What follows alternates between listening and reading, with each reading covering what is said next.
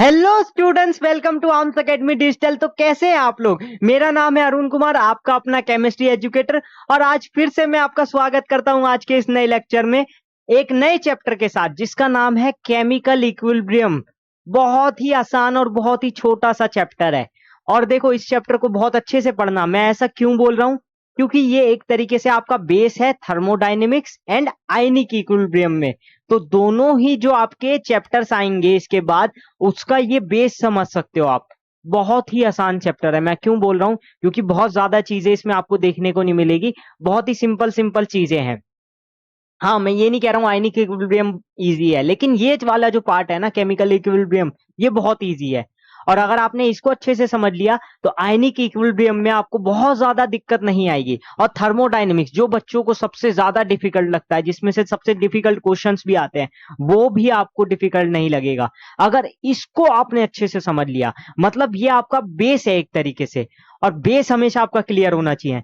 तो इस चैप्टर में से क्वेश्चन आए ना आए, लेकिन वैसे तो क्वेश्चन आते हैं एक दो क्वेश्चन इसमें से, लेकिन उसके अलावा भी हमें इसे इंपॉर्टेंट इसलिए समझ के चलना है क्योंकि ये बेस है। अगर आपको अगले जो दो चैप्टर है, थर्मोडायनेमिक्स कह दूं या फिर मैं आयनिक इक्विलिब्रियम कह दूं, तो उन दोनों चैप्टर को समझने के लिए आपको केमिकल इक्विलिब्रियम समझना बहुत ज्यादा जरूरी है। और इस चैप्टर में आपको मजा आएगा। क्यों मजा आएगा? क्योंकि ज्यादा डिफिकल्ट है नहीं, बहुत ही आसान आसान चार पांच चीजें हैं। और इसमें से क्वेश्चन भी जो आता है, मैं पहले ही बता दूं, केसी और केपी निकालने का क्वेश्चन आता है। अब आप कहोगे केसी केपी क्या है, तो आपको पता चल जाएगा धीरे धीरे। सबर करो, अभी तो चैप्टर स्टार्ट नहीं किया है। जब हम चैप्टर स्टार्ट करेंगे, वहां तक पहुंचेंगे, तब आप समझ जाओगे। और केमिकल इक्विलिब्रियम एक ऐसा चैप्टर है ना, जिसको आपको अच्छे से याद करके भी चलना है। इसमें कुछ टर्म्स रहेगी, कुछ चीजें रहेगी जो याद करने की भी है, कुछ सॉल्व करने की भी है, कुछ समझने की भी है। तो सारी चीजों को आपको लेकर चलना है। और मैं आपको एक चीज और बता दूं, एक और फायदा इस चैप्टर को पढ़ने का। क्या फायदा है? सबसे बड़ी बात तो यही है कि फिजिकल केमिस्ट्री में जो अभी तक हमने तीन चैप्टर पढ़े हों, एटॉमिक स्ट्रक्चर, मोल कॉन्सेप्ट और रिडॉक्स रिएक्शन, ये तीनों के हम शॉर्ट वन शॉट कह लो या फिर लेक्चर्स कंप्लीट कर चुके हैं। उस उन सब से ये अलग है। अगर हम इसको पढ़ लेते हैं तो हमारी यूनिट स्टार्ट हो जाती है। कौन सी? थर्मोडायनेमिक्स, आयनिक इक्विलिब्रियम और केमिकल इक्विलिब्रियम वाली। तो वो तीनों यूनिट को हम बहुत अच्छे से आगे संभाल सकते हैं। अब देखो, पिछले जो तीन चैप्टर थे फिजिकल के, वो अलग, और ये वाले जो तीन चैप्टर आपको देखने को मिलेंगे, यानी कि केमिकल इक्विलिब्रियम, आयनिक इक्विलिब्रियम और थर्मोडायनेमिक्स, ये अलग है। और मैं आपको बता दूं, इसमें से क्वेश्चंस आते हैं, और क्वेश्चंस आने से ज्यादा जरूरी है इसका बेस समझना। ये मैं दोबारा रिपीट कर रहा हूं। और आप क्या करो, आप एक कॉपी और पेन निकाल के आज तो बैठ ही जाओ। अगर अभी तक भी नहीं सुधरे हो तो अब सुधर जाओ, क्योंकि नीट क्लियर करने के लिए मेहनत आपको करनी होगी। मेहनत आप नहीं करोगे तो देखो, नुकसान किसका होगा? अल्टीमेटली नुकसान आप ही का होगा। समझ पा रहे हो ना? ठीक है, तो अपना नुकसान मत करो। वैसे भी टाइम बहुत ज्यादा नहीं बचा है आपके पास। अगर आप देखो तो नवंबर भी खत्म होने वाला है, उसके बाद दिसंबर, जनवरी, फरवरी, बस फरवरी तक मान के चलो 3 मंथ। उसके बाद तो फिर मार्च और अप्रैल 2 महीने आप PYQs ही करोगे। उन 2 महीने में अगर आपका कोर्स कंप्लीट करने जाओगे या बैकलॉग्स क्लियर करने जाओगे तो आप पे टाइम नहीं बचा है। तो आपके पास जो बैकलॉग्स कंप्लीट करने के लिए टाइम बचता है ना, वो यही है। और मेरी भी यही कोशिश है कि मैं जनवरी तक सारा का सारा पार्ट करवा दूं आपका। उससे क्या होगा? आप फ्री माइंड रहोगे, आप फ्री माइंड रहोगे, और फिर आप अपने क्वेश्चन प्रैक्टिस पे या PYQs पे फोकस कर पाओगे। मेरा तो यही गोल है कि आप फरवरी या मार्च से, लास्ट मार्च मान के चलो, फरवरी से कर दो तो बहुत ही अच्छा है। PYQ सॉल्यूशन आप स्टार्ट ही कर दो, और टेस्ट देते रहो, मॉक टेस्ट देते रहो। उससे आपको बहुत ज्यादा बेनिफिट मिलेगा, और ये पता चल जाएगा आप कितने पानी में हो। ये पता चल जाएगा कि कितने पानी में हो, कितनी गलतियां कर रहे हो। गलतियां करोगे तभी सीखोगे ना। इंसान किससे सीखता है? अपनी गलतियों से सीखता है ना। कोई उसका हाथ पकड़ के उसको कहे कि आ मैं तेरे को एक चीज सिखाता हूं, तो वो नहीं सीखेगा। लेकिन जब वो गलती करता है, उसको पता चलता है कि यार मैं कहाँ स्टैंड कर रहा हूँ, मैं कहाँ गलती कर रहा हूँ, तो वो वाली चीजें आपको ध्यान में लेकर चलनी है।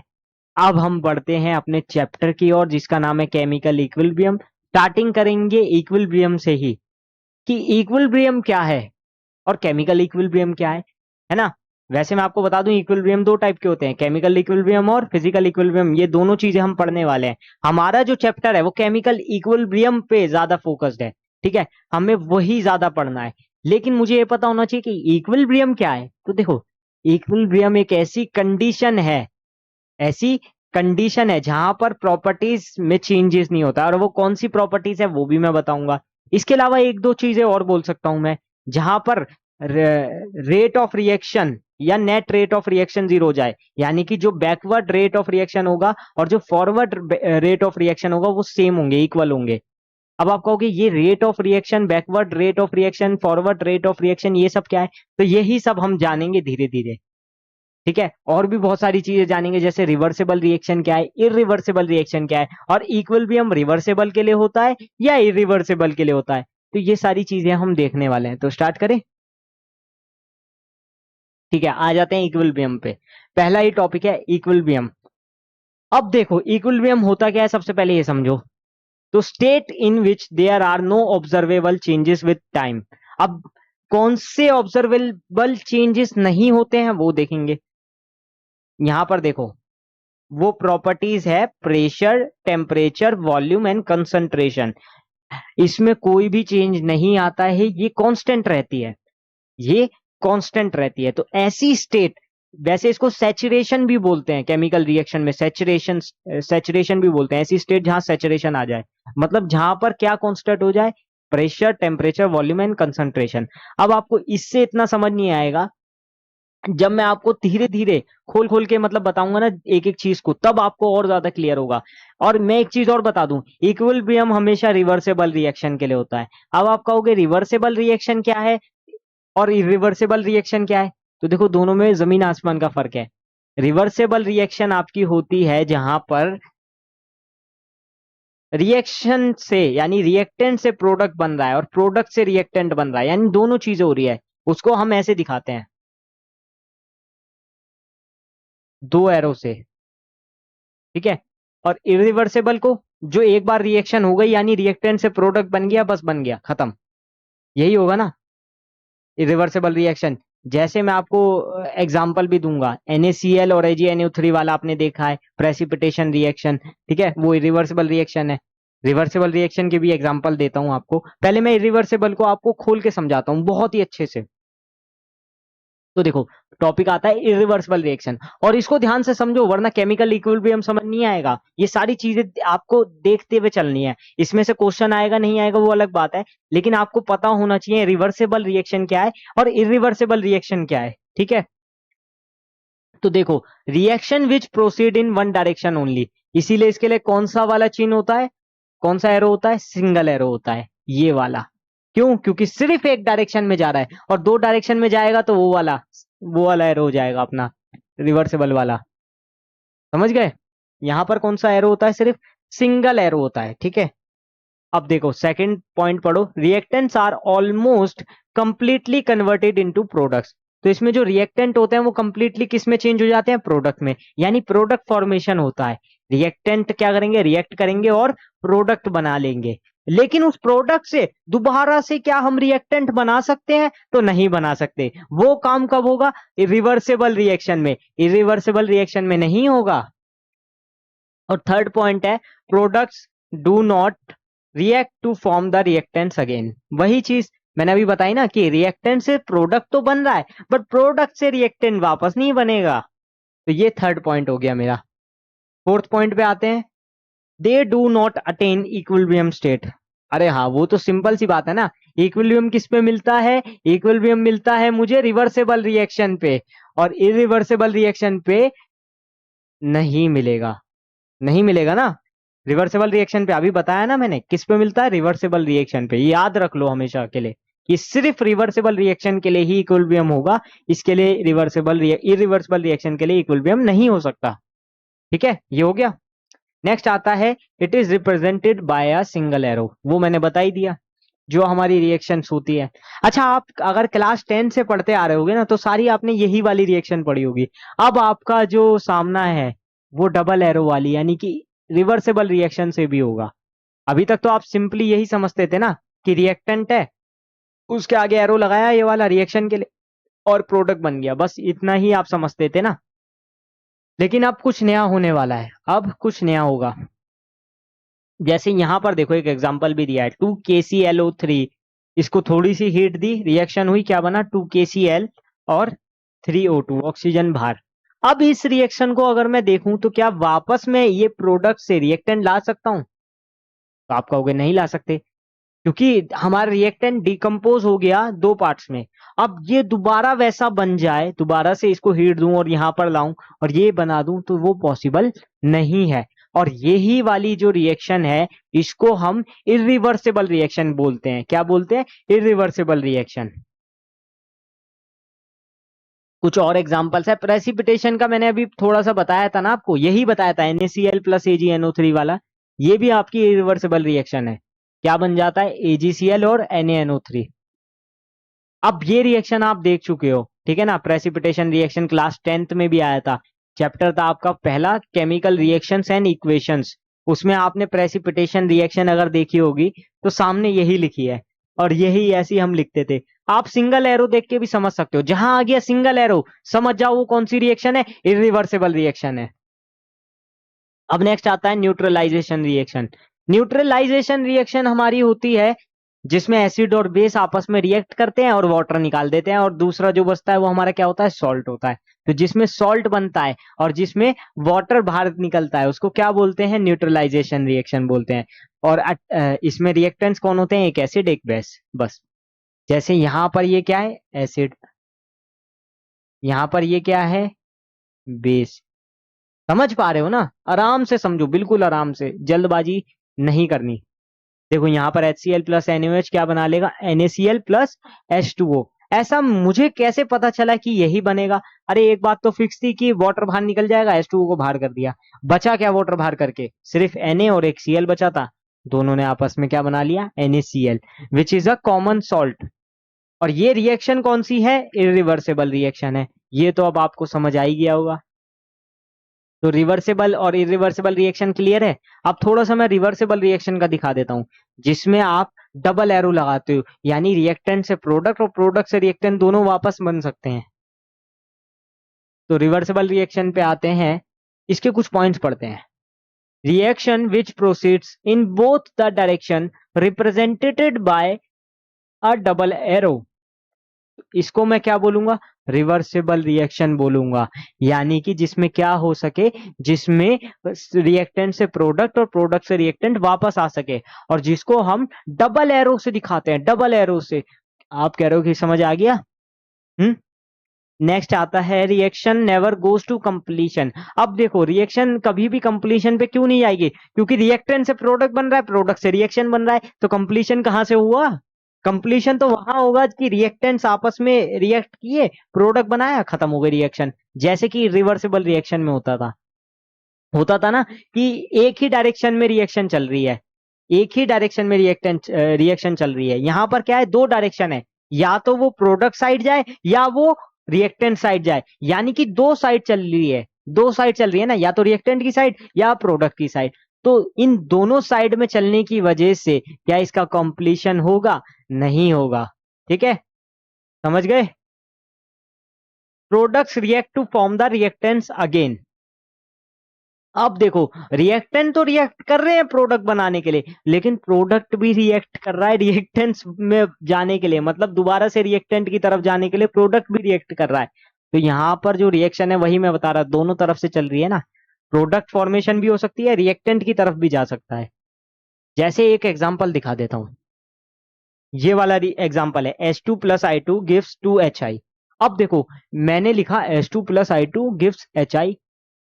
अब HI तो बन रहा है, ठीक है, हाइड्रोजन और आयोडीन ने रिएक्ट किया और हाइड्रोजन आयोडाइड बना लिया। लेकिन मेन जो मेरा क्वेश्चन है, मेन जो मेरा कंसर्न है, वो कंसर्न मेरा ये है कि इस पूरी रिएक्शन में मुझे डबल एरो देखने को मिल रहा है, सिंगल एरो क्यों नहीं है? अरे उसका रीजन सिंपल सा इतना है कि मैं रिएक्टेंट से प्रोडक्ट भी बना सकता हूं और इस प्रोडक्ट को दोबारा से हाइड्रोजन और आयोडीन में भी तोड़ सकता हूं। तो ये कौन सी रिएक्शन हुई? ये मेरी रिएक्शन हुई रिवर्सिबल रिएक्शन। जहां आ गया डबल एरो, वहां मान लो कि वो कौन सी रिएक्शन है? रिवर्सिबल रिएक्शन है, बस। इतना सिंपल है, आप इतनी चीजें भी नहीं जानोगे ना, सिर्फ इतना समझ लोगे, जहां सिंगल एरो आ गया वहां रिवर्सिबल रिएक्शन, जहां डबल एरो आ गया यानी दो डायरेक्शन में जा रहा है, इसका मतलब रिवर्सिबल रिएक्शन। ये देखो, ये पहला एरो जो इस तरफ है, इससे समझ लो कि ये कहाँ जा रहा है, प्रोडक्ट साइड, और जो ये वाला आ गया इसका मतलब समझ लो रिएक्टेंट साइड। तो दोनों साइड दिखा रहा है ना, तो रिवर्सिबल रिएक्शन हुई कि नहीं हुई, जल्दी बताओ। इसको चेक करो एक बार, समझ आ गया अच्छे से, एग्जाम्पल भी देख लेते हैं। देखो एग्जाम्पल देखते हैं, N2 plus O2 gives to NO। अब नाइट्रोजन और ऑक्सीजन ने आपस में क्या किया, रिएक्ट किया, ठीक है, प्रोडक्ट फॉर्मेशन के लिए इन्होंने आपस में क्या किया, रिएक्ट किया। अब इन्होंने तो रिएक्ट कर लिया और प्रोडक्ट भी बन गया, क्या इस प्रोडक्ट से दोबारा से मैं N2 प्लस O2 नहीं बना सकता, बना सकता हूं, बना सकता हूं ना। तो इस रिएक्शन को भी हम क्या बोलेंगे, रिवर्सेबल रिएक्शन बोलेंगे। बोलो हाँ कि ना। एक और देखो, PCl5 को मैंने तोड़ा PCl3 प्लस Cl2 में। अब देखो, PCl5 मेरा क्या था, प्रोडक्ट था या रिएक्टेंट था, इसमें तो आप कुछ भी मान लो, मैं इसको उल्टा करके भी लिख दूंगा, एक ही बात है, PCl3 plus Cl2 gives PCl5, या PCl5 gives PCl3 plus Cl2। क्यों, क्योंकि दोनों साइड रिएक्शन चल रही है ना। तो इसमें भी डबल एरो आ गया, मतलब क्या है, मतलब सिंपल सी बात है, रिवर्सिबल रिएक्शन है। क्लियर। ये सारी चीजें आपको करते चलना है, देखो धीरे धीरे आप देखोगे ना तो आप सब कर लोगे। अगर आप जल्दी भागना चाहोगे तो नहीं कर पाओगे, तो आपको थोड़ी सी दिक्कत आएगी, है ना। अब बात कर लेते हैं टाइप्स ऑफ इक्विलिब्रियम की। अब देखो, टाइप्स में आपको दो टाइप देखने को मिलेंगे, होमोजीनियस और एक हेट्रोजीनियस। अब आप कहोगे ये होमोजीनियस इक्विलिब्रियम क्या है और हेट्रोजीनियस इक्विलिब्रियम क्या है, इसको समझाओ, सिंपल वे में समझो। यहां बात आती है फेस की, किसकी, फेस की। अब ये वाला फेस नहीं, आप समझो कि ये वाला जो फेस है, जो हमारा मुख है, इसकी बात नहीं कर रहा हूं मैं, फेस की बात कर रहा हूं, PHASE, फेस। जैसे होता है ना आपका फेस, कितने टाइप के होते हैं, सॉलिड, लिक्विड, गैस, ये होता है ना आपका, पता ही होगा। सॉलिड को हम दिखाते हैं एस से, ये आपको पता ही है, ऐसा तो कोई होगा नहीं पूरी क्लास में जिसको नहीं पता होगा। L मतलब लिक्विड, ये तो मैं क्लास 10th में ही सिखा चुका था। और G माने गैस, पहला ही चैप्टर था आपका केमिकल रिएक्शंस एंड इक्वेशंस, उसमें भी हमने देखा था, जब हम रिएक्शंस लिखते थे ना, वर्ड रूट लिखते थे रिएक्शंस का, इक्वेशन लिखते थे, तो हम लिखते थे उसके आगे S, उसके आगे L, किसी के आगे G लिखते थे, कंपाउंड के आगे। तो ऐसा क्यों करते थे, वो दिखाता था उसका फेस, कि वो सॉलिड फेस में है, लिक्विड फेस में है या गैस फेस में है। तो यहां पर फेस की बात आएगी, अगर आपका सिंगल फेस है तो वो होमोजीनियस होगा, और अगर फेस अलग अलग है रिएक्शन में तो उसको हेट्रोजीनियस बोलेंगे। अब आप कहोगे कि इसको एक बार समझा दो, तो देखो मैं एग्जांपल के थ्रू समझाता हूं आपको। यहां पर लिखा है ना होमोजीनियस इक्विलिब्रियम। अब होमोजीनियस मतलब कि जिसमें एक ही फेस रहा है, यानी सेम फेस रहा है, तो रिएक्टेंट भी एक ही फेस में होगा और प्रोडक्ट भी एक ही फेस में होगा, यानी सॉलिड है तो सब सॉलिड होंगे, लिक्विड है तो सब लिक्विड होंगे, गैस है तो सब गैस होंगे। जैसे यहां एग्जांपल में देखो, C2H5OH plus CH3COOH gives CH3COOC2H5, ठीक है, एस्टर बन गया, प्लस H2O। अब देखो इस रिएक्शन में फेस पे ध्यान दो, फेस पे, यहाँ फेस था लिक्विड, यहाँ फेस था लिक्विड, आपने कहा ठीक है रिएक्टेंट दोनों के दोनों लिक्विड फेस में है, तो प्रोडक्ट भी लिक्विड फेस में होने चाहिए क्योंकि होमोजीनियस इक्विलिब्रियम है। तो ये भी बात सही है। यहाँ पर आप देख रहे हो तो आपको पता तो चल रहा है ना कि हाँ, प्रोडक्ट साइड भी लिक्विड लिक्विड फेस में है, तो यानी कि ये टिक हो गया, यानी कि ये क्या हो गया, मेरा होमोजीनियस इक्विलिब्रियम हो गया। नेक्स्ट देखो, H2 plus Cl2 gives 2HCl। अब अगर मैं इसको देखूं ध्यान से, इसको बिल्कुल ध्यान से देखूं, तो यहाँ पर ये भी गैस फेस में है और क्लोरीन भी गैस फेस में है, और जो हमारा 2HCl बन रहा है वो भी गैसियस फेस में है। तो यहां पर ये वाली बात क्लियर हो जाती है कि अगर कोई भी रिएक्शंस में फेस एक ही है, लिक्विड लिक्विड है, गैस गैस है, सॉलिड सॉलिड है, तो वो होमोजीनियस इक्विलिब्रियम कहलाता है, ठीक है ना, समझ गए, सिंपल है। हेट्रोजीनियस उसका उल्टा कर दो, जिसमें फेस अलग हो जाए, जिसमें फेस अलग अलग हो, यानी कि एक ही रिएक्शन में या तो सॉलिड गैस भी हो सकता है, सॉलिड लिक्विड भी हो सकता है, या गैस लिक्विड भी हो सकता है। वहां पर जरूरी नहीं है कि रिएक्टेंट और प्रोडक्ट्स दोनों क्या हो, सेम फेस में हो, ऐसा कुछ जरूरी नहीं है। इवन दोनों रिएक्टेंट भी सेम फेस में हो, ऐसा कुछ जरूरी नहीं है। इवन अगर दो प्रोडक्ट बन रहे हैं तो वो भी सेम फेस में हो, ऐसा भी जरूरी नहीं है। तो यहाँ पर देखो क्या देखने को मिलेगा आपको, reactants and products are in more than one phase. मतलब जैसे यहां पर मैं लिख रहा हूं 3Fe plus 4H2O gives Fe3O4 plus 4H2। अब देखो इसमें मैं क्या बताना चाह रहा हूं, इसमें मैं रिएक्शंस को बैलेंस नहीं कर रहा हूं, या रिएक्शन नहीं बता रहा हूं क्या रिएक्शन हो रही है, और ये भी नहीं देख रहा हूं कि रिवर्सिबल है रिवर्सिबल है, वो तो दो डंडे देखते ही पता चल गया था रिवर्सिबल है। लेकिन मैंने देखा क्या, मेरा ध्यान गया फेस के ऊपर, यहाँ सॉलिड है यहाँ गैस है, यहाँ सॉलिड है यहाँ गैस है। मैंने देखा अरे ये कैसे, इसके तो फेस ही डिफरेंट है, तो इसका मतलब ये होमोजीनियस इक्विलिब्रियम नहीं हो सकता, किसी हाल में नहीं हो सकता। तो ये है क्या, तो ये है क्या, ये है मेरा हेट्रोजीनियस इक्विलिब्रियम। हेट्रोजीनियस इक्विलिब्रियम में क्योंकि फेस सेम होना जरूरी नहीं होता। सेम यहाँ देखो एक डिकम्पोजिशन रिएक्शन का एग्जांपल, यहाँ पर CaCO3 टूट गया CaO प्लस CO2 में, ठीक है, ये दो पार्ट्स में टूटा। और उसके बाद अगर मैं फेस देखूं तो ये तो सॉलिड में था, बट ऐसा जरूरी थोड़ी है कि जो दो प्रोडक्ट्स में टूटा वो भी सॉलिड हो, ऐसा जरूरी नहीं है। जैसे कैल्शियम ऑक्साइड जो है वो तो हमारा सॉलिड निकला, लेकिन जो कार्बन डाइऑक्साइड गैस निकली, गैस है वो तो, कार्बन डाइऑक्साइड तो गैस है, तो यानी एक सॉलिड है एक गैस है। सॉलिड टूट गया सॉलिड प्लस गैस में। अब देखो फेस सेम हुआ नहीं, और अगर फेस सेम नहीं हुआ है इसका मतलब क्या है, ये कौन सा इक्विलिब्रियम है, हेट्रोजीनियस इक्विलिब्रियम है। तो ये भी आपको क्लियर हो गया। जल्दी से देखो एक बार, नेक्स्ट आ जाते हैं इक्विलिब्रियम प्रोसेस पे। अब देखो स्टेट वाइज अगर मैं देखूं, इक्विलिब्रियम की दो स्टेट होती है, या तो फिजिकल स्टेट या केमिकल स्टेट। तो इसको भी हम दो पार्ट्स में डिवाइड करने वाले हैं। पहले हम समझेंगे फिजिकल इक्विलिब्रियम क्या है, और फिर हम समझेंगे केमिकल इक्विलिब्रियम, जो हमारा चैप्टर भी है। तो देख रहे हो केमिकल इक्विलिब्रियम तक पहुंचने के लिए हमें कितनी सारी चीजें पहले पढ़नी पड़ी, और अभी तो और भी बहुत कुछ पढ़ना है। तो यहाँ पर अभी हम बेस पढ़ रहे हैं सिर्फ केमिकल इक्विलिब्रियम का। मतलब देख रहे हो कितनी इंफॉर्मेशन हमें चाहिए होती है सिर्फ और सिर्फ टॉपिक तक पहुंचने के लिए भी, ठीक है। तो देखो इक्विलिब्रियम आपको पता ही है। अब इसके दोनों पार्ट को समझेंगे कि फिजिकल इक्विलिब्रियम क्या है, केमिकल इक्विलिब्रियम क्या है, ठीक है ना। अब इसको मैं आपको एग्जांपल्स के थ्रू समझाना चाहूंगा। एग्जांपल्स के थ्रू आप बहुत जल्दी समझ जाओगे, देखते ही समझ जाओगे। फिजिकल इक्विलिब्रियम में भी सॉलिड लिक्विड गैस आपको देखने को मिलेंगे, ठीक है। फेस ट्रांसफॉर्मेशन आपको देखने को मिलेगा, ठीक है, जिसमें बहुत ही सिंपल है फिजिकल इक्विलिब्रियम अगर आप समझना चाहोगे। जैसे यहाँ पर एग्जांपल से मैं समझाऊं, फेस ट्रांसफॉर्मेशन प्रोसेस आपने क्लास 10th में भी पढ़ा होगा, क्लास 9th में भी पढ़ा होगा, ठीक है, कि प्रोसेस क्या क्या होते हैं, सब्लिमेशन क्या है, मेल्टिंग क्या है, फ्रीजिंग क्या है, सॉलिडिफिकेशन क्या है, और एवोपरेशन हो गया, कंडेंसेशन हो गया, वेपराइजेशन हो गया, ये सब आपने पढ़ा है। मैं आपको थोड़ा सा समझाऊं, याद दिला देता हूँ। क्लास 9 10th अगर ठीक से नहीं पढ़ी है, ये पानी है, ठीक है, ये मेरा पानी है बॉटल में। अगर थोड़ा सा मेरा दिमाग घूम जाए और मैं कहूं कि यार गर्मी हो रही है, वैसे तो अभी सर्दी हो रही है, लेकिन सपोज करो गर्मी हो रही है, क्या करते हैं, इसको डालते हैं एक बर्तन में, ठीक है, ये लगभग मेरा आधा लीटर पानी है। अगर मैं इसको बर्तन में डाल दूं और फ्रीजर में रख दूं, क्या होगा, 2 घंटे 3 घंटे बाद मैं निकालूंगा, ये फ्रीज हो चुका होगा, ये ऐसा बन जाएगा, बिल्कुल ऐसा बन जाएगा, ऐसे से ऐसा। अब आप कहोगे इसका हुआ क्या, फ्रीजर में क्या होता है, फ्रीज होता है, तो इसका प्रोसेस कौन सा हुआ, फ्रीजिंग।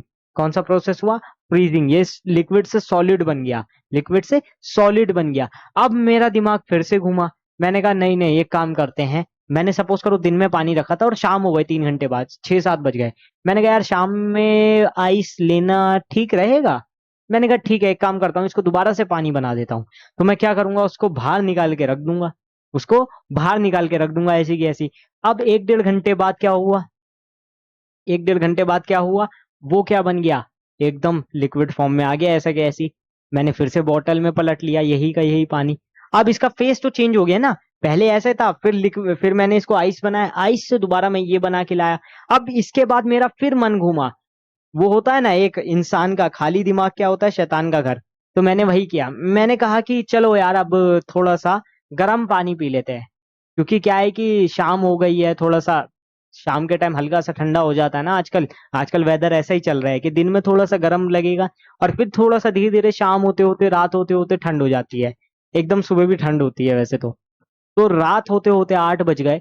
तो मैंने कहा कि चलो यार एक काम करते हैं, मन भी कर रहा है, एक काम करते हैं पानी गर्म कर लेते हैं।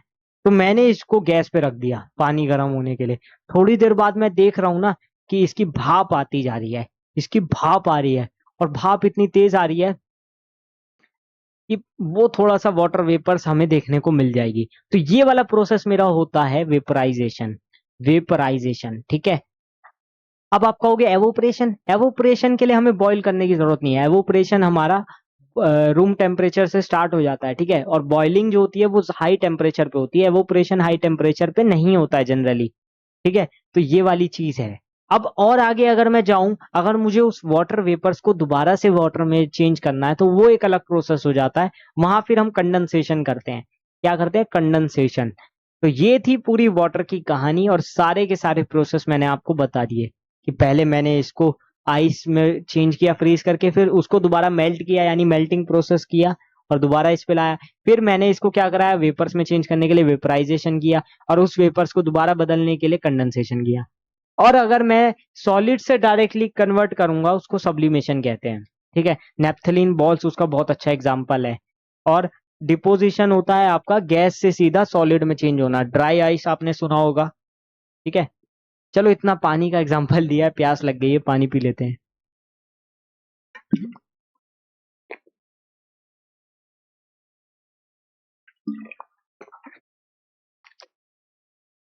ऐसे पानी बहुत ज्यादा जरूरी है आपकी लाइफ के लिए भी।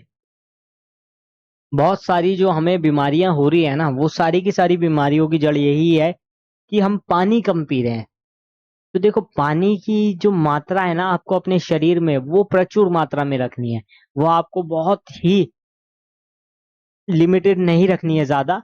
आपको क्या है कि 3 से 4 लीटर पानी पी लेना चाहिए मेरे हिसाब से, अगर आप एडल्ट हो तो, ठीक है। खैर ये एक अलग मैटर चला गया, मैं पानी में कुछ ज्यादा ही घुस गया हूँ, ठीक है।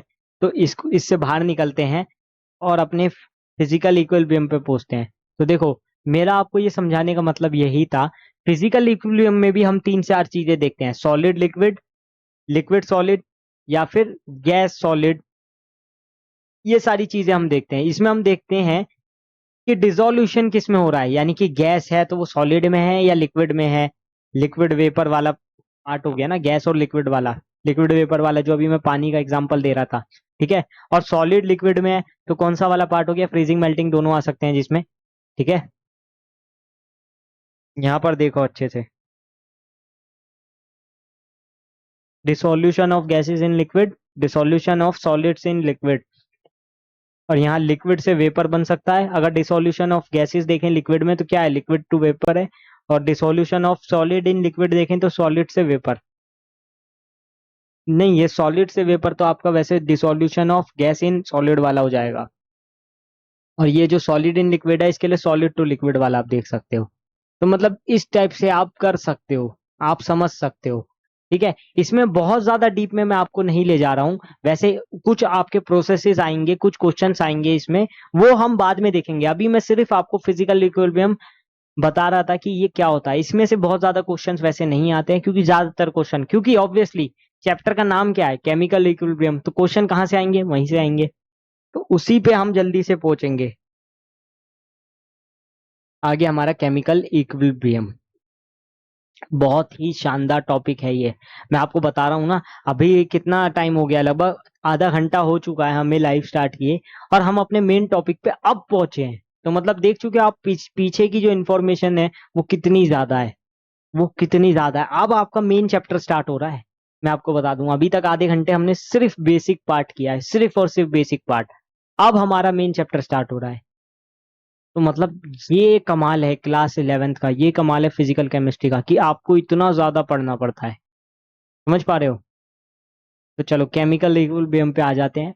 अब देखो केमिकल इक्विलिब्रियम ऐसी स्टेट है जहां पर आपका रेट ऑफ फॉरवर्ड रिएक्शन और rate of backward reaction same होता है, जहां पर कंसंट्रेशन में चाहे वो रिएक्टेंट हो या प्रोडक्ट हो ज्यादा कोई चेंज देखने को नहीं मिलता है।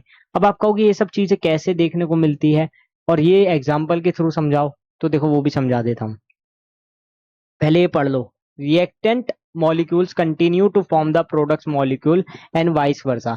मतलब ये क्या कहना चाह रहा है, जो हमारे रिएक्टेंट मॉलिक्यूल है वो प्रोडक्ट में चेंज होते रहते हैं और जो प्रोडक्ट मॉलिक्यूल है वो भी रिएक्टेंट में चेंज होते रहते हैं। वो तो इक्विलिब्रियम का है ही, रिवर्सिबल रिएक्शन हम समझ ही चुके हैं। और यहाँ लिखा है no change in the concentration of either the reactants और द प्रोडक्ट्स। मतलब उसकी रिएक्टेंट की जो कंसंट्रेशन है और जो प्रोडक्ट की कंसंट्रेशन है उसमें चेंज देखने को नहीं मिलता। एग्जाम्पल है N2+3S2 गिव्स 2NH3। ठीक है, ये हमारा बन गया अमोनिया। क्या बन गया? अमोनिया। अमोनिया बना लिया, ठीक है। अब इसमें हम rate of forward reaction backward reactions का कॉन्सेप्ट लगाने वाले हैं। अब आप समझ पाओगे कि रेट ऑफ फॉरवर्ड रिएक्शन क्या होता है, रेट ऑफ बैकवर्ड रिएक्शन क्या होता है। थोड़ा सा तो आपको आइडिया लग जाएगा वैसे भी देख के भी। ठीक है, ये पढ़ो, state in which the driving forces the factors taking the reaction in the forward and backward direction are balancing each other. मतलब देखो जैसे कोई रिएक्शन लिखी है और अगर मैं फॉरवर्ड की बात कर रहा हूं तो इस तरफ जा रहा हूं यानी प्रोडक्ट साइड जा रहा हूं, बैकवर्ड की बात कर रहा हूं तो प्रोडक्ट से रिएक्टेंट साइड आ रहा हूं। ये बात आपको समझ आ रही है कि फॉरवर्ड मतलब रिएक्टेंट से प्रोडक्ट की साइड जा रहा है और बैकवर्ड मतलब प्रोडक्ट से रिएक्टेंट की साइड आ रहा है। तो इन दोनों केसेस में हम रेट निकाल सकते हैं। रेट निकालना आपको आता ही है। रेट किस पे डिपेंड करता है? कंसंट्रेशन पे। कंसंट्रेशन पे डिपेंड करता है और प्रेशर पे भी डिपेंड करता है। किस पे डिपेंड करता है? कंसंट्रेशन पे, प्रेशर पे। और एक रेट कांस्टेंट भी होता था, आपने अगर पढ़ा होगा के, आपने पढ़ा ही होगा वैसे तो, अगर आप वहां तक पहुंच चुके हो। अगर नहीं पहुंचे हो तो आप पढ़ लोगे। ठीक है, तो ज्यादा दिक्कत वाली बात नहीं है, क्योंकि कुछ बच्चे क्या है कि थर्मोडायनेमिक्स पहले पढ़ लेते हैं इससे। जैसे ये रिएक्शन है, rate is equals to P, यानी प्रोडक्ट। ये हमारा रिएक्टेंट है, ये प्रोडक्ट है। रिएक्टेंट मानो आर मतलब रिएक्टेंट, रिएक्टेंट गिव्स प्रोडक्ट। ठीक है, तो अब देखो एट टी इक्वल 0 पे, मतलब 0 टाइम पे क्या हो रहा होगा, जब रिएक्शन स्टार्ट नहीं हुई होगी तब क्या था, जो आर है वो कंसंट्रेशन, वो आर है वो क्या है, सी है। और पी क्या है, यानी जो प्रोडक्ट की कंसंट्रेशन है वो 0 है। मतलब आर की तो कंसंट्रेशन है लेकिन प्रोडक्ट की कंसंट्रेशन 0 है, क्योंकि प्रोडक्ट फॉर्मेशन अभी हुई कहाँ है, प्रोडक्ट फॉर्मेशन अभी हुई कहाँ होगी, 0 सेकंड पे। वो तो आगे आगे जैसे जैसे टाइम बीतेगा टाइम के साथ साथ वो बनना स्टार्ट होगा ना। तो रेट ऑफ बैकवर्ड रिएक्शन क्या हो जाएगा, 0। ठीक है, क्योंकि रिएक्शन स्टार्ट ही नहीं हुई है। और अगर मैं फॉरवर्ड रिएक्शन के केस में देखूंगा तो अब क्या होगा, एट इक्विलिब्रियम, धीरे धीरे जैसे वो इक्विलिब्रियम स्टेट पे पहुंच गया, मतलब एक टाइम के बाद वो इक्विलिब्रियम स्टेट पे पहुंच गया यानी सैचुरेशन आ गया, तो क्या होगा, जो हमारे कंसंट्रेशन है वो दोनों की कांस्टेंट हो जाएगी। क्योंकि हमने क्या पढ़ा है कि इक्विलिब्रियम पे क्या होता है, जो कंसंट्रेशन होती है वो रिएक्टेंट साइड की और प्रोडक्ट साइड की कांस्टेंट रहेगी। ठीक है ना, ये तो आपको पता ही है। और एक चीज और है, डेल्टा जी भी 0 होता है। अब आप कहोगे डेल्टा जी क्या है, ये गिब्स फ्री एनर्जी है, ये आप आगे पढ़ोगे, अभी उस पर नहीं जा रहा हूं, लेकिन बता दिया, अभी याद आ गया तो मैंने बोल दिया फ्लो फ्लो में। बाकी मेन ये है, रिएक्टेंट साइड की कंसंट्रेशन और प्रोडक्ट साइड की कंसंट्रेशन कांस्टेंट हो गई कब, इक्विलिब्रियम पे। तो देखो जैसे जैसे रिएक्शन बढ़ रही है तो हो क्या रहा है, रिएक्टेंट घटता जा रहा है। और होता भी तो यही है, जब आपकी रिएक्शन चलती रहती है तो रिएक्टेंट क्या होता है, रिएक्टेंट रिड्यूस होता जाएगा, क्योंकि प्रोडक्ट बनाना है ना। और प्रोडक्ट क्या है, वो प्रोडक्ट फॉर्मेशन हो रही है तो प्रोडक्ट की कंसंट्रेशन बढ़ती है, यानी रिएक्शन की कंसंट्रेशन कम होती है और प्रोडक्ट की कंसंट्रेशन बढ़ती है। यही तो होता है रिएक्शन में। तो ये तो आपको वैसे भी पता होगा। तो जो रेट ऑफ फॉरवर्ड रिएक्शन है वो क्या होगी, डिक्रीज, और रेट ऑफ बैकवर्ड रिएक्शन क्या होगी, इंक्रीज होगी। लेकिन ये इक्वल हो जाएंगे, ये इक्वल हो जाएंगे कब, इक्विलिब्रियम पे। इक्विलिब्रियम पे ये दोनों बराबर हो जाएंगे, यहां पर देखो। ठीक है,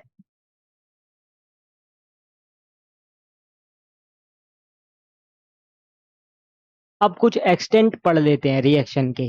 कुछ एक्सटेंट मतलब क्या एक्सटेंट है और किस किस चीजों का हमें ध्यान रखना है रिएक्शन में।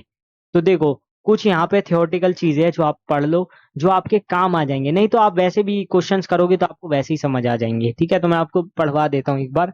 ये रीड करना जरूरी है। देखो, extent of the reaction at equilibrium varies with the experimental condition such as pressure, temperature etcetera. मतलब जो हमारा एक्सटेंट है रिएक्शन का, वो किस किस पे डिपेंड कर रहा है? प्रेशर पे, टेम्परेचर पे। ये मैं आपको बता दूं कि प्रेशर और टेम्परेचर का बहुत बड़ा रोल होता है किसी भी रिएक्शन में। कहीं कहीं तो जहां कंसंट्रेशन नहीं होती वहां हम प्रेशर को ही लेके चलते हैं, और टेम्परेचर का तो रोल होता ही है। कभी भी ये दो रिएक्टेंट है तो वो कब ज्यादा जल्दी से रिएक्ट करके प्रोडक्ट बना लेंगे? जब हम उसका टेम्परेचर बढ़ा देंगे। जब हम उसका टेम्परेचर बढ़ाएंगे तो टेम्परेचर पे डिपेंड तो करता ही है। टेम्परेचर पे डिपेंड करता है ना? बोलो जल्दी। नेक्स्ट है हमारे point wise, reaction that proceed nearly to completion are is very less. Reaction कब कंप्लीशन की तरफ जाएगी? जब हमारा जो आर है यानी रिएक्टेंट की जो कंसंट्रेशन है वो बहुत कम होगी, तो रिएक्शन क्या होगी? कंप्लीशन की तरफ होगी। यानी कि जैसे ही रिएक्टेंट जो है जीरो हो जाएगा, यानी कि कंसंट्रेशन ऑफ रिएक्टेंट जीरो हो जाएगी, रिएक्शन कंप्लीट हो जाएगी। और जैसे जैसे वो कम होता जा रहा है तो वो कंप्लीशन की तरफ पहुंच रही है। समझ रहे हो? और रिएक्शन कब कंप्लीट नहीं होगी या कंप्लीशन की से बहुत दूर होगी? जब प्रोडक्ट की कंसंट्रेशन कम होगी। और जब प्रोडक्ट की कंसंट्रेशन बहुत ज्यादा होगी तो इसका मतलब क्या है? प्रोडक्ट बनने वाला है, यानी रिएक्शन कंप्लीशन की ओर है। तो दोनों को उल्टा देख सकते हो। रिएक्टेंट की कंसंट्रेशन कम हो और प्रोडक्ट की कंसंट्रेशन बहुत ज्यादा हो, तब वो कंप्लीशन की तरफ है। जैसे यहां पर सेकंड पॉइंट में कहा है, reaction that बेयरली proceed concentration of P is very less. जब हमारी प्रोडक्ट की कंसंट्रेशन बहुत ज्यादा कम हो, इसका मतलब क्या है? कि रिएक्शन बहुत दूर है अभी, बहुत दूर है अभी कंप्लीशन से, यानी अभी काफी ज्यादा टाइम लगने वाला है, ये मान के चलो। ठीक है ना? थर्ड पॉइंट में कहा है, reaction in which the R and P are significant at equilibrium. और ये ही हमारे क्या है? सिग्निफिकेंट है इक्विलिब्रियम के। मतलब हम इन दोनों से ही चेक कर सकते हैं कि रिएक्शन प्रोसीड हुई या नहीं हुई, या कंप्लीशन से कितना दूर है, या इक्विलिब्रियम कब आएगा। ठीक है ना? तो ये किस पे डिपेंड कर रहा है? रिएक्टेंट्स की कंसंट्रेशन और प्रोडक्ट की कंसंट्रेशन पे। और आपका रिएक्टेंट की कंसंट्रेशन जीरो हो गई, इसका मतलब क्या है? कंप्लीशन हो गया। प्रोडक्ट की कंसंट्रेशन जीरो हो गई, यानी अभी स्टार्ट नहीं हुआ है, यानी अभी स्टार्ट नहीं हुआ है, टी इक्वल जीरो पे है। ये अभी हमने देखा था थोड़ी देर पहले एग्जाम्पल। कहाँ गया वो? हाँ, ये। तो यहाँ पर टी इक्वल जीरो पे प्रोडक्ट क्या था? जीरो, क्योंकि रिएक्शन स्टार्ट ही नहीं हुई। यानी कि रिएक्टेंट तो है, प्रोडक्ट है ही नहीं अभी। प्रोडक्ट की कंसंट्रेशन उस टाइम पे जीरो है। और फिर थोड़े टाइम के बाद, टाइम के साथ, ओवर टाइम हमें चीजें बदलती हुई दिखती है। वो टाइम के साथ होता है। ठीक है ना? कहते हैं ना, संसार में हर चीजें समय के साथ होती है। Time is the only constant in nature. तो वही वाली बात है यहाँ पर। ठीक है ना? तो चीजें क्या है? धीरे धीरे चलती है, धीरे धीरे बदलती है। अब देखो, कैरेक्टरिस्टिक्स ऑफ केमिकल इक्विलिब्रियम, इसमें अगर हम आ जाएं तो देखो, पहली चीज जो आती है, equilibrium is dynamic in nature. ये डायनेमिक होता है नेचर में। क्यों? क्योंकि चलता रहता है। ठीक है? तो इसको हम क्या बोलते हैं? Dynamic in nature. Second, equilibrium involving gases is stabilized in a close system. अब ये क्लोज वेसल में होता है, क्लोज सिस्टम में होता है। एक तो रिवर्सिबल रिएक्शन में ही होता है, जहां पर आपके दोनों डायरेक्शन में रिएक्शन चल रही हो। और दूसरा, ये क्लोज वेसल में होता है। अगर मैं उसको ओपन रख दूंगा तो फिर ये हो नहीं पाएगा। ठीक है? इसको क्लोज सिस्टम में ही करते हैं, ये आपको याद करके ही चलना है। Third, system moves toward an equilibrium state spontaneously. ठीक है? सिस्टम मूव कैसे करता है इक्विलिब्रियम में? स्पॉन्टेनियसली। ठीक है? Fourth, equilibrium state is unaffected bye catalyst presence but is attend faster slower depending on catalyst type. मतलब ये कहना चाह रहे हैं, जो कैटलिस्ट है, पहली बात तो कैटलिस्ट क्या होता है? जो रिएक्शन के रेट को इंक्रीज करता है, जो रिएक्शन के रेट को इंक्रीज करता है। अब यहां पर देखो, रिएक्शन के रेट की बात कर रहे हैं जब हम, तो हमें एक चीज तो मालूम है। एक चीज मालूम है क्या? कि रिएक्शन का रेट तो कैटलिस्ट बढ़ा रहा है, लेकिन यहाँ पर जो रिएक्शन है वो दो डायरेक्शन में है, यानी रिएक्टेंट से प्रोडक्ट की साइड भी है और प्रोडक्ट से रिएक्टेंट की साइड भी है। तो यहाँ पर कैटलिस्ट का बहुत ज्यादा प्रेजेंस मायने नहीं रखता है। लेकिन हाँ, जो हमारा कैटलिस्ट टाइप है वो ज्यादा डिपेंड करता है कि रिएक्शन फास्टर होगी या स्लोअर होगी। लेकिन बहुत ज्यादा तब भी डिपेंड नहीं करता है। नेक्स्ट है rate of forward reaction equals to rate of backward reaction, ये सबसे इंपॉर्टेंट है। जो हमारा आरबी है वो आर एफ के बराबर होगा, यानी rate of backward equals to rate of forward reaction, ये हमारा केमिकल इक्विलिब्रियम में होता है। और एक और चीज है, equilibrium can be achieved from both direction, मतलब इक्विलिब्रियम ऐसा नहीं है कि रिएक्टेंट से प्रोडक्ट की साइड हो, प्रोडक्ट से रिएक्टेंट की साइड भी ले सकते हैं, यानी दोनों साइड में हमारा इक्विलिब्रियम अचीव्ड हो सकता है।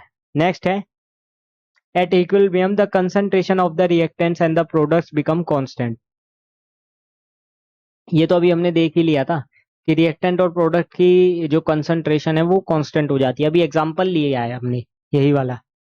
और एक और चीज जो हमने देखी, at equilibrium free energy change delta G equal 0, ये हमारी गिब्स फ्री एनर्जी है, ठीक है, change in Gibbs free energy. ये गिब्स फ्री एनर्जी आप आगे पढ़ोगे, थोड़ा टाइम दो, बहुत ज्यादा इंपॉर्टेंट टॉपिक रहता है। इसके भी 3 केसेस बनते हैं, डेल्टा जी नेगेटिव है तो क्या है, डेल्टा जी पॉजिटिव है तो क्या है, और डेल्टा जी 0 है तो इक्विलिब्रियम होता है। ठीक है, स्पॉन्टेनियस नॉन स्पॉन्टेनियस रिएक्शन के लिए हम इसका रिलेशन पढ़ते हैं, अभी मैं आपको नहीं बता रहा हूं क्योंकि आगे हम इसको पढ़ने वाले हैं। ठीक है, थोड़ा सा सब्र करो, थोड़ा सा। अब आ जाता है हमारा एक और बहुत बड़ा लॉ। अब इस लॉ को समझना बहुत ही सिंपल है। पहले तो मैं बता दूं, 2 लोगों ने ये दिया था लॉ, इन दोनों को देख लो। ठीक है, किसने लॉ दिया, कब दिया, इसमें ज्यादा मैं डीप में गहराई में नहीं जाऊंगा, मैं आपको सिर्फ ये बता देता हूँ ये लॉ क्या है और इसका यूज और इसका एप्लीकेशन क्या है। ठीक है ना, तो वो मैं आपको मेनली बता देता हूँ।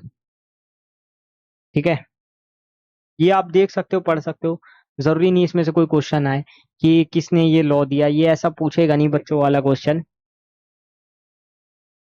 तो देखो, at a particular temperature rate of a chemical reaction is proportional to the product of active masses of reactants raised to the powers of their stoichiometric constant।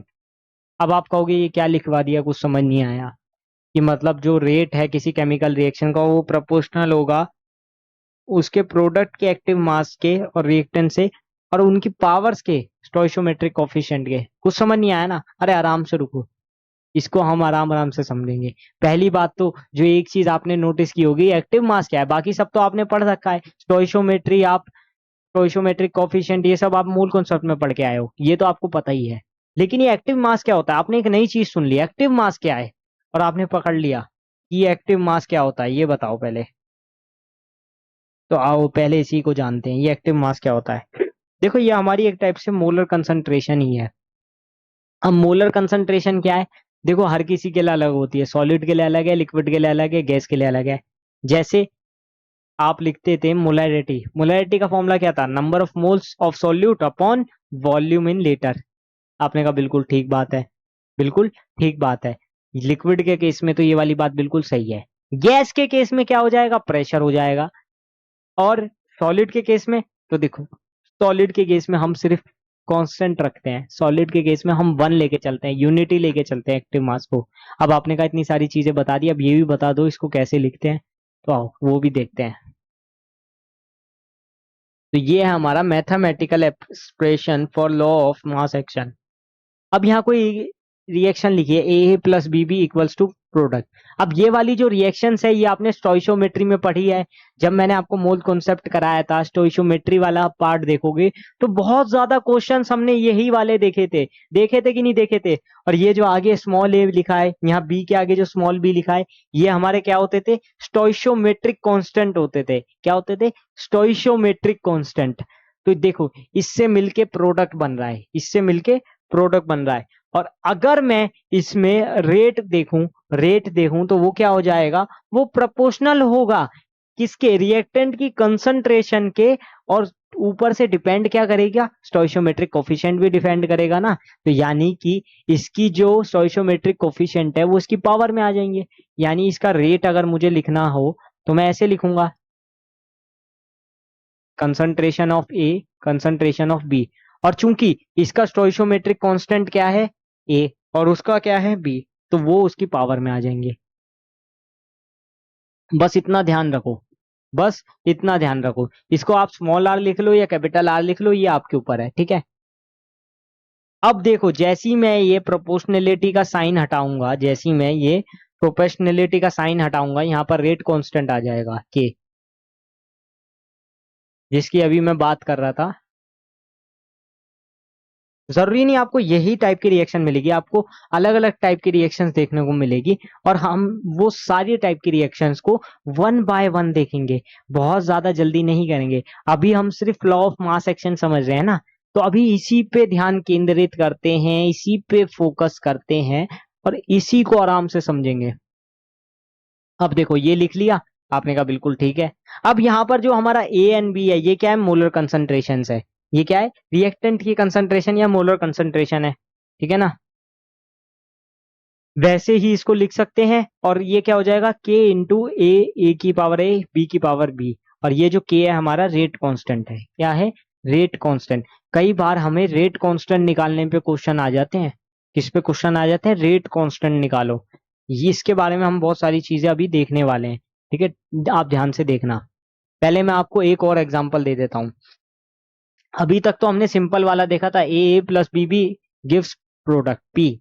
अब वो प्रोडक्ट अगर ये हो, C C plus D D, अब product अगर ये हो और रिएक्टेंट ये हो, तो अब कैसे सॉल्व करोगे, अब कैसे सॉल्व करोगे। आपने कहा कि हाँ, यहाँ पर तो अब हमें दोनों चीज देखनी पड़ेगी, क्योंकि देखो रेट ऑफ फॉरवर्ड रिएक्शन और रेट ऑफ बैकवर्ड रिएक्शन क्या होता था, सेम होता था। तो हम क्या करेंगे, दोनों की रिएक्टेंट्स लेके चलेंगे, दोनों की रिएक्टेंट्स लेके चलेंगे। तो यहाँ पर पहले मैं निकालूंगा rate of forward reaction, rate of forward reaction यानी कि इसका, यानी कि पहला वाला। देखो इसको ऐसे याद कर लो, इसको ऐसे याद कर लो, रिएक्टेंट से प्रोडक्ट की साइड जा रहा है तो क्या है, फॉरवर्ड वाला है, तो हम ये वाला लेके चलेंगे। और रिएक्टेंट से, वो प्रोडक्ट से रिएक्टेंट की साइड है तो क्या है, बैकवर्ड वाला है, तो यानी कि हम इसको लेके चलेंगे। ठीक है, ये आप दिमाग में बिठा लो, बुद्धि में बिठा लो आराम से, ठीक है। इसको आपको भूलना नहीं है, अगर ये भूल गए तो बहुत ज्यादा दिक्कतें आने वाली है, बहुत ज्यादा। समझ पा रहे हो ना, ठीक, नहीं भूलोगे ना, वादा करो नहीं भूलोगे। नहीं। अब देखो इसके लिए अगर मुझे रेट लिखना हो तो मैं ऐसे बोल देता हूं, rate of forward reaction R F क्या हो जाएगा, डायरेक्टली लिखता हूं, ठीक है, के साथ ही, मुझे पता है वो के तो हटना ही है प्रोपोर्शनलिटी के साथ। तो के into concentration of reactant side की ए, और उसका स्टोइशियोमेट्रिक कांस्टेंट ए और बी, और इसका स्टोइशियोमेट्रिक कांस्टेंट क्या है, बी। तो ऐसे मैं लिख सकता हूं, बताओ जल्दी। ठीक है, अभी इसको के ही लिखते हैं, वैसे के एफ हो जाता है, वो पता है हमको कि फॉरवर्ड के लिए लिख रहा है, वरना क्योंकि रेट कांस्टेंट दोनों का सेम हो जाएगा, दिक्कत हो जाएगी, वो फिर दिक्कत हो जाएगी, है ना। समझ पा रहे हो ना। तो इसलिए हम इसको के एफ लिख देते हैं, या के वन भी लिख सकते हो। अब आर बी, आर बी क्या हो जाएगा, अब के बी लिख देंगे। इसकी कंसंट्रेशन क्या है, सी, और सी की पावर सी, यहाँ पर क्या है, डी, और डी की पावर डी। जल्दी से चेक कर लो, जल्दी से चेक कर लो।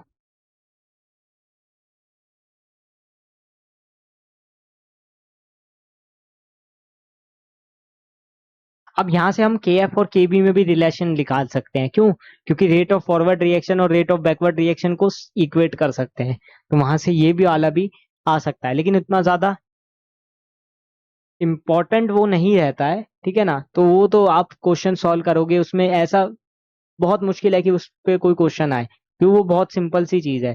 क्वेश्चन ज्यादातर आपकी के सी के पी वगैरह पे आते हैं, ये मैं आपको पहले ही बता के चल रहा हूँ। अब थोड़ा सा मैं एक्टिव मास दिखाऊं, तो एक्टिव मास अभी मैंने बताया ना, सॉलिड के लिए वन होता है, और प्योर लिक्विड्स जो होते हैं ना हमारे, उसके लिए भी वन होता है।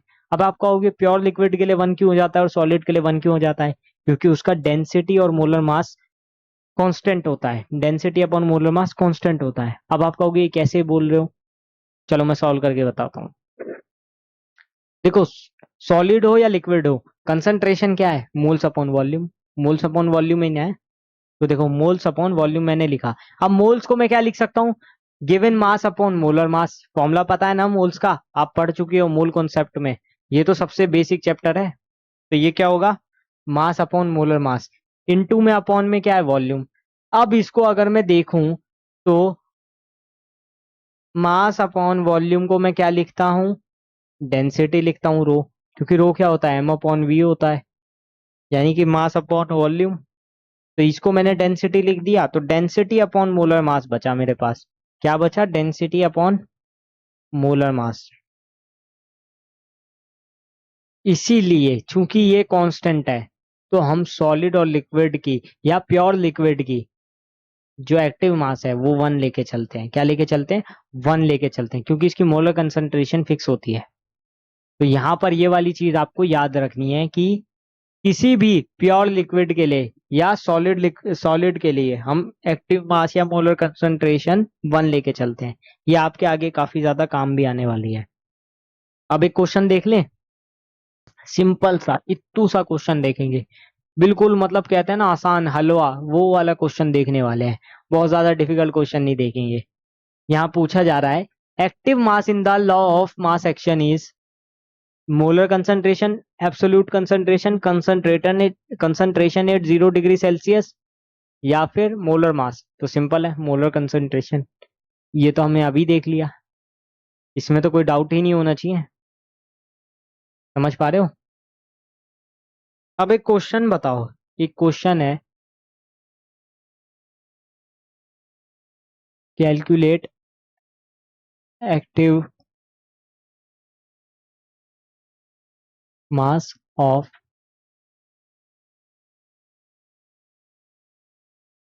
28 ग्राम नाइट्रोजन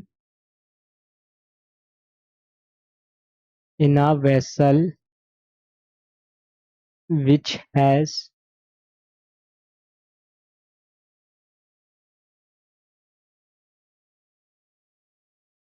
capacity of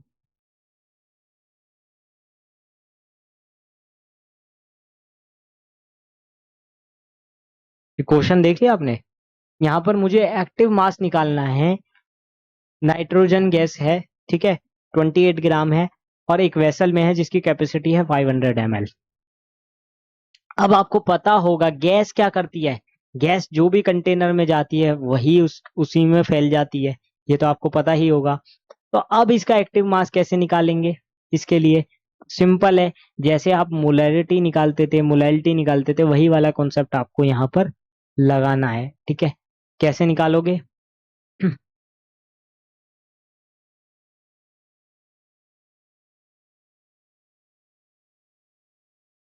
देखो, सबसे पहले क्या निकालो मोलैलिटी निकालने के लिए? मोल्स। मोल्स या एन, ये क्या होता है? Given mass upon molar mass. अब गिवन मास कितना है? 28।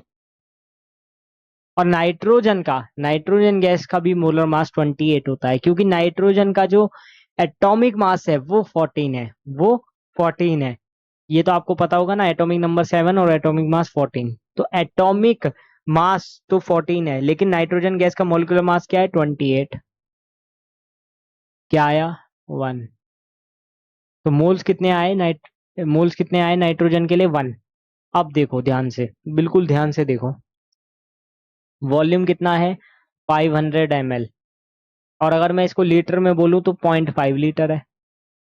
बोलो हाँ के ना, 1000 से डिवाइड कर दो, 0.5 लीटर आ गया। ठीक है, अब निकालो एक्टिव मास। अब निकालो एक्टिव मास एम। क्या हो जाएगा? मोलर कंसंट्रेशन होता है, यानी कि 1/0.5। 1/0.5 number of moles of solute upon volume in litre.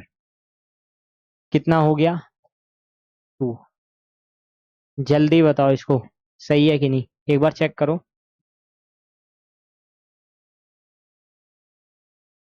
मैं आपको ब्रेक दे रहा हूँ।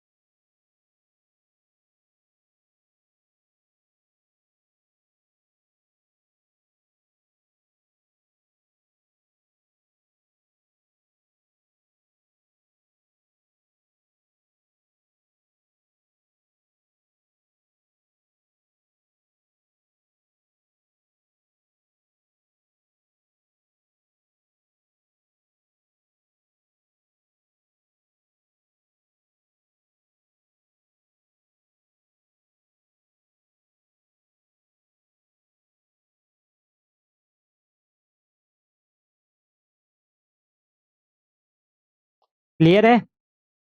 अच्छा, अगर इसी क्वेश्चन में मैं आपसे इसी क्वेश्चन को थोड़ा सा चेंज कर देता हूँ, ठीक है? ज्यादा क्यों लिखना, ये तो क्लियर ही हो ही गया होगा आपको। तो एक्टिव मास निकालने को अगर आपको आएगा तो आप कर सकते हो ना।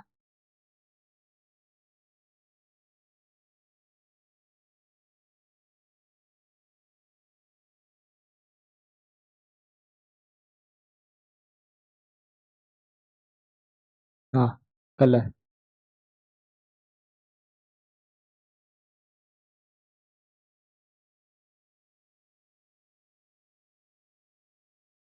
अगर ऐसे होता, सपोज करो मैंने ऐसे ही बना दिया क्वेश्चन, यहाँ 56 ग्राम NaOH लेके चल रहा हूँ सॉलिड में, तो क्या अब हम इसको सॉल्व करेंगे? पहला तो क्वेश्चन ये आया, बहुत बच्चों ने पेन उठा लिया होगा, सॉल्व करना स्टार्ट कर दिया होगा, अरे वाह मैं करूंगा सबसे पहले, मैं सबसे इंटेलिजेंट हूँ, मैं करके दिखाऊंगा। ये कोई क्वेश्चन है? अरे एक कोई क्वेश्चन है, मैं इससे बेटर क्वेश्चन कर सकता हूँ। बहुत बच्चों ने कर लिया होगा ये वाला काम।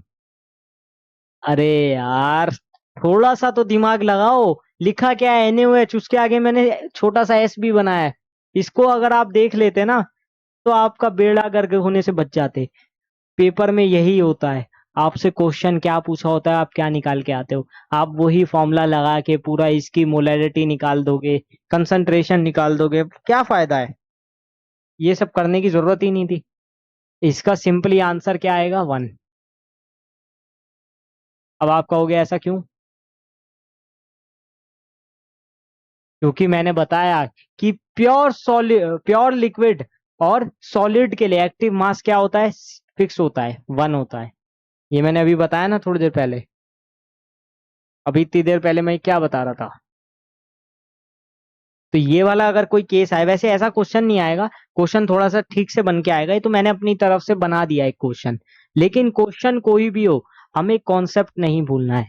हमें ये पता होना चाहिए कि हमें सॉल्व क्या कर रहे हैं। हम निकाल रहे हैं NaOH सॉलिड के लिए, तो पता होना चाहिए कि सॉलिड के लिए तो हम 1 लेके चलते हैं एक्टिव मास। ये वाली बात क्लियर होनी चाहिए। समझ रहे हो ना? नेक्स्ट आ जाता है इक्विलिब्रियम कांस्टेंट। से पहले मैंने यूनिट नहीं बताई ना इक्विलिब्रियम कांस्टेंट की कैसे निकालते हैं, पहले वो वाला पार्ट दिखा देता हूँ।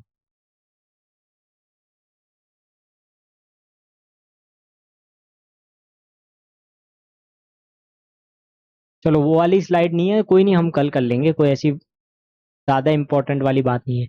हाँ, तो इसको कर लेते हैं पहले, कोई दिक्कत नहीं। अब देखो, इक्विलिब्रियम कांस्टेंट जो है हमारा, यानी कि हमने देखा था ना अभी, उसको भी हम 3 पार्ट में डिवाइड कर लेते हैं के को। एक होता है केसी, एक होता है केपी, एक होता है के काई। अब ये जो काई है मोल फ्रैक्शन वाला है, कौन सा वाला? मोल फ्रैक्शन वाला। तो जो हमारा केसी होता है ना, जो हमारा केसी होता है, वो हम लेते हैं कंसंट्रेशन के लिए, यानी equilibrium constant in term of concentration. और जो केपी होता है वो प्रेशर के लिए होता है, यानी equilibrium constant in terms of pressure या पार्शियल प्रेशर।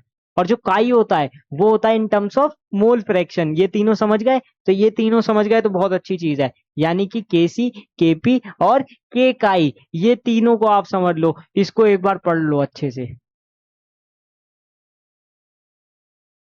पढ़ लिया? बहुत आराम से करो, जल्दबाजी तो बिल्कुल मत करो। पढ़ाई के लिए जल्दबाजी कभी भी मत करो, मैं कहता हूं कभी भी मत करो। क्योंकि पढ़ाई एक ऐसी चीज है ना, जो आराम आराम से करोगे, जितना प्यार से करोगे, जितना हल्का हल्का करोगे, उतना ज्यादा बेनिफिशियल होगी। ठीक है? ये बात आप क्लियर है? ठीक है। नेक्स्ट देखो, KC and KP are temperature dependent only. जो हमारा केसी है और जो हमारा केपी है, वो किस पे डिपेंड करते हैं? सिर्फ और सिर्फ टेम्परेचर पे डिपेंड करते हैं। ठीक है? अब ऐसा मैं क्यों कह रहा हूँ? कंसंट्रेशन टेम्परेचर डिपेंडेंट होती है, प्रेशर टेम्परेचर डिपेंडेंट है, ये हमको पता ही है। और ये जो केसी है ये इन टर्म्स ऑफ कंसंट्रेशन ही तो है, ये जो केपी है ये in terms of partial pressure ही तो है। और जो के का आई है वो तो मोल फ्रैक्शन पे डिपेंड कर रहा है। यानी कि मोल फ्रैक्शन आपका क्या होता था, आपको अगर थोड़ा सा याद हो, तो ये होता था Na/Na+Nb। यानी कि अगर दो के मोल मुझे गिवन है, तो पहले हम टोटल मोल्स निकाल लेंगे, उसको नीचे रखेंगे, और अपॉन में जिसका मुझे मोल फ्रैक्शन निकालना है, ये जैसे काई ए हुआ। अगर मुझे काई बी निकालना होता तो क्या लिखता मैं? Na/Nb,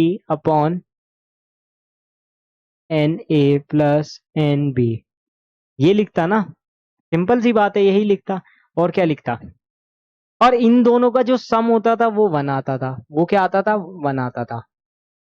का ए प्लस का बी क्या आता था? 1। ठीक है, तो ये रही हमारी पुरानी पिछली बातें, भूली बिसरी यादें। एग्जाम्पल से देख लो। CaCO3 वही हमारी डिकम्पोजिशन, वही घिसी पिटी पुरानी रिएक्शन। किसमें टूटेगा? कैल्शियम ऑक्साइड में और CO2 में, यानी गैस में। अगर मुझे इसके लिए अगर मुझे इसके लिए Kc लिखना हो तो मैं क्या लिखूंगा? मैं लिखूंगा Kc इक्वल्स टू। अब देखो, इस पे डिपेंड किस पे करना चाहिए? सॉलिड की कंसंट्रेशन क्या होती है? फिक्स होती है, 1 होती है, इसलिए उसको लिखो ही मत। किस पे डिपेंड करेगा? ये दोनों सॉलिड है तो इस पे नहीं, सिर्फ इस पे डिपेंड करेगा, यानी कि कंसंट्रेशन ऑफ CO2। अब इसके आगे कोई स्टोइकोमेट्रिक कांस्टेंट है? नहीं है, तो सिर्फ इतना ही हो गया, तो सिर्फ इतना ही हो गया, तो बस यही मेरा हो जाएगी।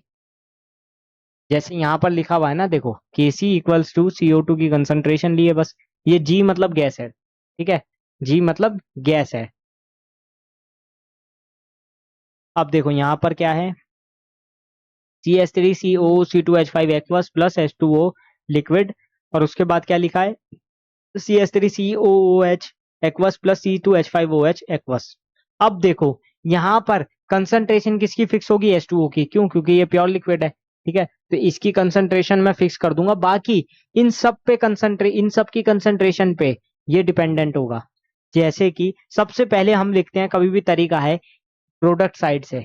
तो प्रोडक्ट साइड का मैं लिखूंगा CH3COH की कंसंट्रेशन इंटू C2H5OH की कंसंट्रेशन। ये प्लस का मतलब ये है कि कंसंट्रेशन इंटू में लिखेंगे। समझ पा रहे हो ना? और जो इधर की साइड वाला पार्ट है, ये रिएक्टेंट वाला, ये नीचे आ जाएगा। क्रॉस मल्टीप्लीकेशन समझ लो एक तरीके से। इसको ऊपर लिखेंगे और रिएक्टेंट वाली साइड को नीचे लिखेंगे। ठीक है, जैसे यहां आप देख सकते हो, पहले इसको लिख दिया, इंटू इसको लिख दिया, और अपॉन में ये आ गया। ठीक है, ये इक्विवेलेंट, जो EQ है, इक्विवेलेंट है, इसका मतलब ये कंसंट्रेशन को लिख रहे हैं। ठीक है ना? तो ये हमारा Kc का फॉर्मूला होता है।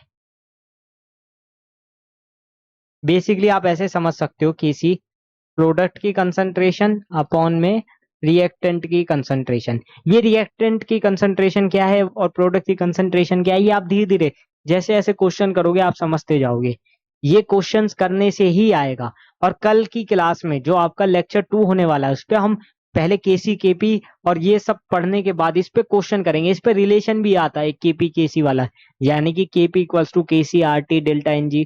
उस पे हम क्वेश्चंस करेंगे। सबसे ज्यादा क्वेश्चंस तो उसी पे आते हैं। वो वाले जो आपके क्वेश्चंस रहेंगे वो सबसे ज्यादा इंपॉर्टेंट रहेंगे। अभी मैं यहाँ पर छोड़ देता हूँ क्योंकि नेक्स्ट पार्ट जो है Kp वाला, उसमें टाइम ज्यादा लगेगा। तो अभी के लिए हम इसको कंप्लीट करते हैं। लेकिन ये आपको समझ आ गया ना कि Kc क्या है, Kp क्या है। जो कंसंट्रेशन की टर्म्स में लिख रहे हैं उसको हम Kc लिखते हैं, जो प्रेशर की टर्म्स में लिख रहे हैं उसको Kp लिखते हैं। ये वाली बात अगर आपको क्लियर हो गई तो मजा आ गया। ये वाली बात क्लियर हो गई तो मजा आ गया। और मेरे को तो जरूर मजा आ गया, इसलिए मैं एक चीज लिखना चाहूंगा आप सबके लिए, वो है थैंक यू। राइटिंग पे मत जाना, राइटिंग मेरी हमेशा से खराब रही है। ठीक है ना? वैसे तो नीट आप कर रहे हो, आप डॉक्टर बनोगे, राइटिंग तो आपकी भी खराब रहेगी, मुझे क्या बोल रहे हो? तो राइटिंग तो डॉक्टर्स की वैसी ही खराब होती है, तो आपको तो आदत होगी। आप तो राइटिंग के ऊपर कुछ बोलो ही मत, मतलब ज्यादा बेटर रहेगा। ठीक है ना? तो काफी अच्छा रहा ये लेक्चर, काफी कुछ चीजें हमने इसमें सीखने को मिली। और कुछ चीजें हम नेक्स्ट क्लास में करेंगे, देखेंगे। ज्यादातर चीजें मैं नेक्स्ट क्लास में कर दूंगा। और फिर जो हमारा लेक्चर 2, लेक्चर 3, लेक्चर 4, ट्राई करते हैं कि इसको लेक्चर 3 या 4 लेक्चर में कंप्लीट कर दें, केमिकल इक्विलिब्रियम को। ठीक है, लेक्चर बढ़ भी सकते हैं, ये डिपेंड करेगा कि कितना जल्दी हम इसको कर पाएंगे या कितने टॉपिक्स हम लेने वाले हैं। वैसे ये रिवीजन सीरीज है तो सारी चीजें नहीं, इसमें हम इंपॉर्टेंट चीजें और जो भी चीजें आपकी एग्जाम पॉइंट ऑफ व्यू से इंपॉर्टेंट है वही लेके चलते हैं। हम सारी चीजें करने वाले हैं, लेकिन सब कुछ करना भी ठीक नहीं है, क्योंकि आपको क्या लाना है? एग्जाम में मार्क्स लाने हैं। और अगर आपको एग्जाम में मार्क्स चाहिए तो आपको सब कुछ पढ़ने की जरूरत नहीं है, आपको मेन मेन टॉपिक करने की जरूरत है। समझ पा रहे हैं ना मेरी बात को? समझ रहे हो? समझ रहे हो? तो इसी के साथ इस क्लास को खत्म करते हैं, और मैं लेना चाहूंगा अपनी वाणी से विराम। तो मिलते हैं नेक्स्ट क्लास के लिए, तब तक के लिए Best of luck and stay tuned with us.